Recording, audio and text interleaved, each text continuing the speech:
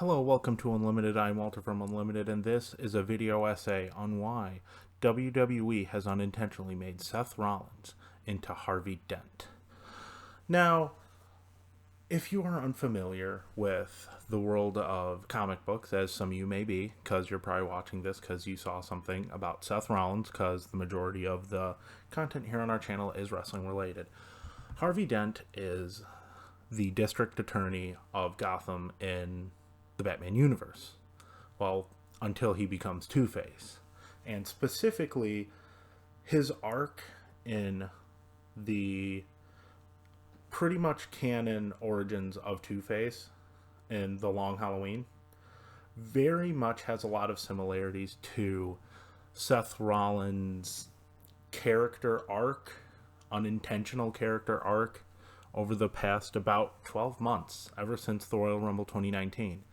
Now, as we all know, Seth Rollins won the Royal Rumble 2019 and chose to face Brock Lesnar for the Universal title at WrestleMania.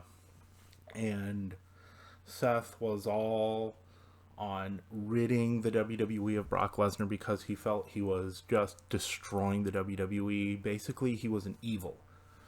Harvey Dent is made it his mission as district attorney to rid Gotham of crime, and specifically the Carmen Falcone family. And they're very similar there. Seth has his big target he needs to get rid of. He's obsessed with it. So is Dent, because Dent, in his mind, if he rids Gotham of the Falcone family, it's a domino effect. Everything else falls into place. Seth thinks if he beats Brock Lesnar, everything falls into place, and everything with WWE will be what he believes it should be. And there's a little bit more road bumps along the way for Seth Rollins than there is for Falcone.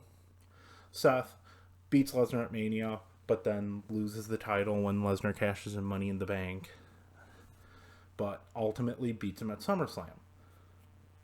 Dent tracks Falcone with the help of Batman and Commissioner Gordon, and eventually ends up getting him under arrest and getting him on trial.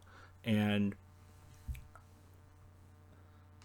Seth eventually, like I said, beats Lesnar.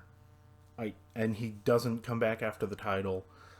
Seth has, in his mind, rid the WWE of Brock Lesnar. And Dent, by getting him on trial, thinks he has rid Gotham of Carmen Falcone.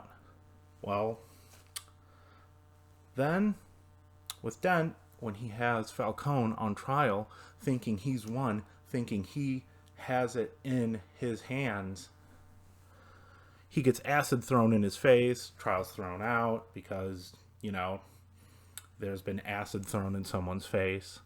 Half his face is scarred, he becomes Two-Face. Seth thinks he's rid the WWE of all that he thought was evil and everything was as it should be. And then the Fiend comes along. And the Fiend brings out a side of Seth that we haven't seen in a long time. Just as the acid to the face brought out a side of Harvey Dent that we hadn't seen. So, and then Seth becomes obsessed after losing the title to the Fiend of proving himself a leader, proving himself right through Survivor Series and to the night after, where he's addressing everybody, tearing everybody down, being like, listen, follow me, be more like me, and then maybe everything will be okay. Maybe Raw will be where it should be. And he gets pushback. People are abandoning him. And Harvey Dent is obsessed with now ridding all crime at all cost. And he becomes the holiday killer, taking people out on holidays, starting with, I believe, New Year's Eve and going through to the next Christmas. And Seth is also behind a series of assaults. Not for a year, but for a shorter period of time, when the AOP are assaulting Kevin Owens, who Kevin Owens sees right through him. And the parallels really get similar there, because you have the man who thinks he's so right, who thinks he's so justified in what he's doing, going to lengths that he would have never gone to before had he not been pushed to those levels, had he not been pushed that far. Now, I know WWE's not going for that. WWE was trying to get him to have the crowd behind him as the leader, have the crowd behind him as the big conquering babyface, but that wasn't happening. So in an unintentional turn of events, they took someone who tried so hard to be a hero and was rejected and had everything thrown back in his face, and then he ends up becoming exactly the thing he was fighting. He becomes exactly what he was trying to get rid of.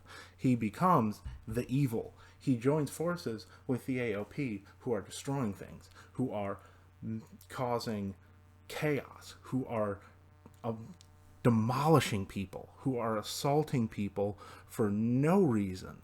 And Dent, he releases all the prisoners from Arkham, all the prisoners from the main prison in Gotham. And you see,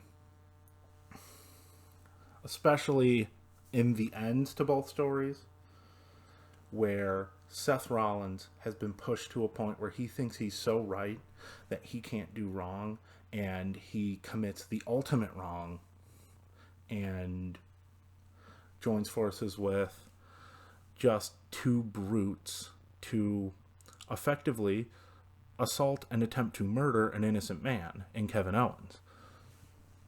Harvey Dent thinks he's so right that he can do no wrong.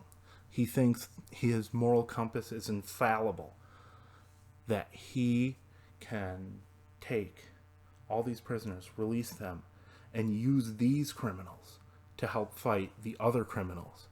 And he's okay, because he's doing it to get rid of crime. And what Seth is doing is okay, because he's doing it to prove himself right, to prove his point, to make himself what he feels he should be. And Harvey Dent is doing it because he feels he's so right. He feels he's doing it to make Gotham what it should be. Now, thank you for watching. This has been how WWE has unintentionally turned Seth Rollins into Harvey Dent. Don't forget to like, comment, share, subscribe. Thank you all for watching, and tune in for more videos from Unlimited.